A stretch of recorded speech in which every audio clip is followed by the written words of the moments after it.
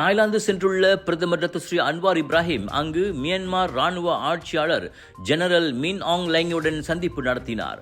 நேற்று பேங்காக்கில் உள்ள ஹோட்டல் ஒன்றில் சுமார் 1 மணி நேரத்திற்கு அச்சந்திப்பு நீடித்தது. ஆசியான் தலைவர் என்ற முறையில் அண்மையில் மியான்மரை உலுக்கிய நிலநடுக்க பாதிப்புகள் குறித்து அதன்போது முக்கியமாக விவாதிக்கப்பட்டது. ஆசியான் தலைவரின் அதிகாரப்பூர்வமற்ற ஆலோசகரும் தாய்லாந்து முன்னாள் பிரதமருமான தக்ஷின் ஷினாவாட்டும் அச்சந்திப்பில் உடனிருந்தார். மியான்மருக்கு தேவைப்படும் உடனடி மனிதநேய உதவிகள் குறித்த அச்சந்திப்பு வெளிப்படையாகவும் ஆக்கப்பூர்வமானதாகவும் அமைந்ததாக டத்துஸ்ரீ அன்வார் கூறினார். குறிப்பாக நிலநடுக்கத்தால் பாதிக்கப்பட்டவர்களுக்கு ஃபீல்ட் ஹாஸ்பிட்டல் எனப்படும் கள மருத்துவமனை அமைப்பது மற்றும் அந்நாட்டை மீண்டும் வழக்கு நிலைக்கு கொண்டு செல்லும் முயற்சி குறித்தும் ஆழமாக விவாதிக்கப்பட்டது. இயற்கை பேரிடருக்கு மத்தியில் 4800 கைதிகளை மியான்மர் ராணுவ அரசு விடுவித்திருப்பதையும் பிரதமர் வரவேற்றார்.